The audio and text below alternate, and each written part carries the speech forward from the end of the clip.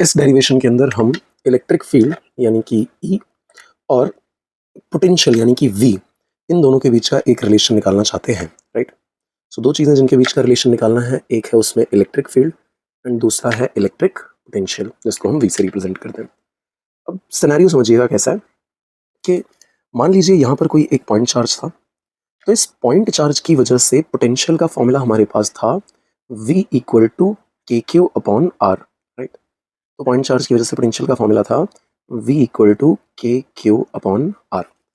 As you can see, ये जो surface number A है और ये जो हमने लिखी हुई है सरफेस नंबर बी, उसमें सरफेस नंबर ए के लिए डिस्टेंस कम है। भाई ए जो सरफेस है वो हमारी इस चार्ज से कम डिस्टेंस पर है। अब अगर डिस्टेंस कम है तो इसका पोटेंशियल कैसा होगा, ज़्यादा। जबकि बी जो हमारी सरफेस है वो, ये जो बी हमारी सरफेस है ये वाली, ये इस चार्ज से ज़्यादा दूर आई हुई है। अब ज़्यादा दूर आई है तो पक्की बात है इसका जो पोटेंशियल होगा, आर की वैल्यू बढ़ गई है तो पोटेंशियल कैसा हो जाएगा, कम। हमने कह दिया यहाँ का potential v minus D V है। सर कैसे पता चला कम है पोटेंशियल? अरे यार, आर की वैल्यू बढ़ गई तो पक्की बात है पोटेंशियल कम हो जाएगा। v था यहाँ का पोटेंशियल, तो इधर का पोटेंशियल कितना हो जाएगा, v माइनस डी वी। ये जो डी वी है वो बता रहा है कि इतना पोटेंशियल कम हुआ है, आगे माइनस लगा दिया इसलिए। कोई एक चार्ज q था जो पॉइंट p पर पड़ा हुआ था, हम उसको यहां से लाना चाहते थे, पॉइंट p से लाना चाहते थे इस पॉइंट x के ऊपर, और पॉजिटिव चार्ज था तो इलेक्ट्रिक फील्ड जो एक्ट करने वाली है यहाँ की, इस चार्ज की जो इलेक्ट्रिक फील्ड एक्ट करने वाली है ये वाले चार्ज की, आउटवर्ड होगी वो। तो आउटवर्ड डायरेक्शन में ये इलेक्ट्रिक फील्ड एक्ट कर रही है। और ये जो छोटा सा डिस्प्लेसमेंट है, या यूं कहूं कि ये दो इक्वी पोटेंशियल सरफेसेस के बीच का जो गैप है, जिसको मैंने डिस्प्लेसमेंट भी कहा हुआ है यहाँ पे, वो कितना है, डी आर जितना। तो इसके लिए वर्क डन दो तरीके से लिखा जा सकता है। एक तो by using general formula of potential difference. क्या था, delta V is equal to होता था work done per unit charge, right. तो यहाँ डेल्टा वी कितना हो जाएगा, डेल्टा वी मतलब फाइनल पॉइंट का पोटेंशियल माइनस इनिशियल पॉइंट का पोटेंशियल। फाइनल पॉइंट ये है और वहां का पोटेंशियल है v, तो v माइनस इनिशियल का पोटेंशियल है v माइनस डी वी, तो इधर रख दिया v माइनस डी वी। ये आ गया पोटेंशियल डिफरेंस। और इस प्रोसेस के अंदर ये जो बहुत छोटा सा वर्क डन हुआ है, उस वर्क डन को हमने लिखा है डी डब्ल्यू, एंड चार्ज तो हमारा कितना था, क्यू जितना। तो यहाँ से अगर आप देखेंगे तो इक्वेशन हमारी निकल आएगी, माइनस को अंदर भेजिए, v minus V plus D V equal to D W by Q, मतलब डी डब्ल्यू इक्वल टू आ जाएगा क्यू टाइम्स डी वी। इसको हमने बोल दिया इक्वेशन नंबर 1। बढ़िया। नाउ ये जो इक्विपोटेंशियल सरफेस थी हमारी, दिस वन, ये वाली पूरी जो इक्विपोटेंशियल सरफेस थी, इस इक्विपोटेंशियल सरफेस पर आया हुआ ये जो पॉइंट है, इसको हम लेके गए हैं x पर। तो डिस्प्लेसमेंट हुआ है नीचे की ओर, जबकि इलेक्ट्रिक फील्ड एक्ट कर रही थी ऊपर की ओर। तो फील्ड ऊपर, डिस्प्लेसमेंट नीचे, राइट।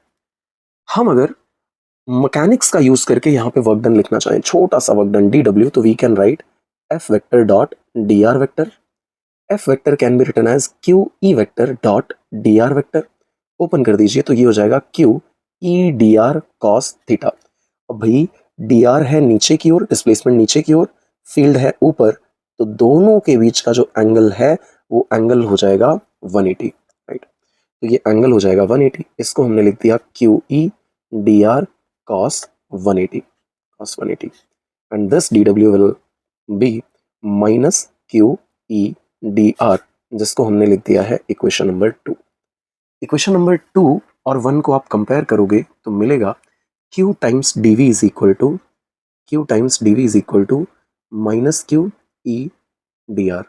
क्यू कैंसिल, e और माइनस और dr को बेसिकली उस तरफ भेज दे रहे हैं, तो e इज इक्वल टू यहाँ से आ जाएगा minus of D V upon D R. ये जो टर्म है ये बताने का काम कर रहा है कि पोटेंशियल जो है वो डिस्टेंस के साथ वेरी कर रहा है। जब भी कोई चीज़ डिस्टेंस के साथ वेरी करती है तो उससे हम रिप्रेजेंट करते हैं एक टर्म से, जिसे कहा जाता है ग्रेडियंट, राइट। ग्रेडियंट से रिप्रेजेंट करते हैं। और यहाँ किसके वेरिएशन की बात कर रहे हैं, पोटेंशियल के, तो इसका नाम पड़ जाता है पोटेंशियल ग्रेडियंट। क्या कहा जाता है, पोटेंशियल ग्रेडियंट कहा जाता है। तो एक बहुत ही सिंपल सी डेफिनेशन इलेक्ट्रिक फील्ड की निकल के आती है, electric field is equal to negative of potential gradient. Electric field is equal to negative of potential gradient. जब इलेक्ट्रिक फील्ड वेरिएबल हो तो उस टाइम पर आप यूज करेंगे E equal to minus D V upon D R, और magnitude अगर हम सिर्फ निकालना चाहें इलेक्ट्रिक फील्ड का और वो कांस्टेंट भी हो, अगर ई कांस्टेंट हो और इसका मैग्नीट्यूड हम लिख रहे हो तो माइनस तो हट जाएगा, यहाँ जाएगा v divided by D R, ये सेपरेशन था, यहाँ डिस्टेंस हमने d लिख दिया। एक और बड़ा ही इंपॉर्टेंट फॉर्मूला आ जाता है v equal to E times D, right. इसका एक इंटरप्रिटेशन देखिएगा सिंपल सा। अगर मैं इस डी आर को LHS में लेके चले जाऊं और ई को ले आऊं इधर, तो D R is equal to हो जाएगा minus D V by E. इसका सिंपल सा मतलब ये इतना है कि जहां जहां इलेक्ट्रिक फील्ड बढ़ेगी वहां वहां इक्विपोटेंशियल सरफेसेस के बीच का गैप कम होगा एंड वाइस वर्सा। तो अगर एक पॉइंट चार्ज की वजह से आपको इक्विपोटेंशियल सरफेसेस ड्रॉ करने को कहा जाए, ये पहली हुई, ये दूसरी हुई, ये हुई तीसरी, राइट, ऐसे ही ये हो गई चौथी। तो जैसे जैसे आप आगे बढ़ते जाओगे वैसे वैसे इस गैप को बढ़ाते जाना है। क्यों इस गैप को बढ़ाते जाना है? बिकॉज जैसे जैसे आर बढ़ेगा E is equal to K Q upon R square, point charge की वजह से फील्ड। तो जैसे जैसे आर आप बढ़ाते जाओगे वैसे वैसे इसकी इलेक्ट्रिक फील्ड कम होगी। अगर इलेक्ट्रिक फील्ड कम होगी तो दो इक्विपोटेंशियल सरफेसेस के बीच का गैप इंक्रीज होते जाना है। तो ध्यान रखना कि ये गैप लगातार क्या होते जाना चाहिए, इंक्रीज होते जाना चाहिए। That's it.